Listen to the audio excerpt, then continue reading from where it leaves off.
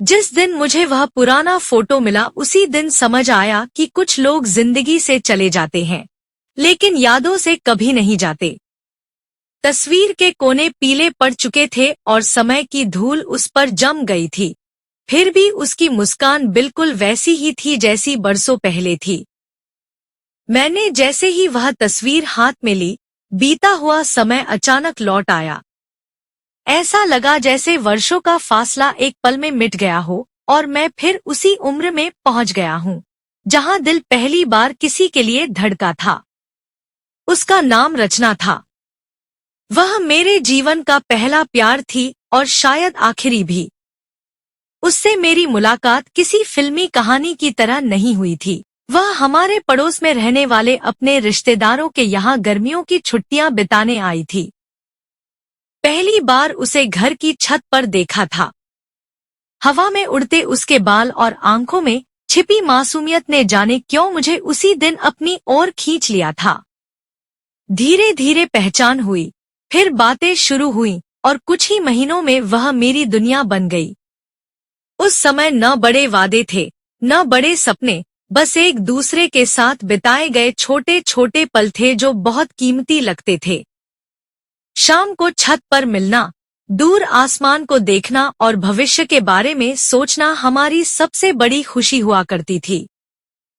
समय आगे बढ़ता गया और हमारा रिश्ता भी गहरा होता गया। वह पढ़ाई में बहुत अच्छी थी और बड़े शहर जाकर कुछ बनने का सपना देखती थी। मैं उसे हमेशा प्रोत्साहित करता था क्योंकि उसकी खुशी में ही मेरी खुशी थी। लेकिन जिंदगी अक्सर वही मोड़ लेती है जहां इंसान सबसे ज्यादा निश्चिंत होता है। एक दिन अचानक पता चला कि उसके पिता का तबादला दूसरे शहर हो गया है। यह खबर सुनते ही जैसे मेरे पैरों तले जमीन खिसक गई। उस समय न हमारे पास इतने साधन थे और न इतनी समझ की दूरी को संभाल सके। फिर भी हमने एक दूसरे से संपर्क बनाए रखने का वादा किया। शुरू में खत आते रहे। हर खत में उसकी बातें, उसके सपने और मेरे लिए छिपा हुआ स्नेह होता था। मैं उन खतों को बार बार पढ़ता और हर शब्द को अपने दिल में संजो कर रखता। लेकिन धीरे धीरे खत कम होने लगे। पहले महीने में एक आता था, फिर 2 महीने में और फिर कई महीने गुजर जाते। मैं इंतजार करता रहता लेकिन जवाब नहीं आता। मन में 1000 सवाल उठते लेकिन कोई उत्तर नहीं मिलता। इसी बीच मुझे अपनी जिम्मेदारियों में उलझना पड़ा और जिंदगी की दौड़ शुरू हो गई। बाहर से सब सामान्य था लेकिन भीतर कहीं उसका इंतजार हमेशा जिंदा रहा। करीब 8 वर्ष बाद एक पुराने परिचित से उसकी खबर मिली। पता चला कि उसने अपने परिवार की इच्छा से शादी कर ली थी। यह सुनकर दिल को चोट जरूर लगी लेकिन उससे भी ज्यादा दर्द तब हुआ जब यह जाना कि उसने यह फैसला अपनी खुशी के लिए नहीं, बल्कि अपने परिवार की जिम्मेदारियों के कारण लिया था। उस रात मैं बहुत देर तक जागता रहा। वर्षों से दिल के किसी कोने में बची उम्मीद उसी रात टूट गई।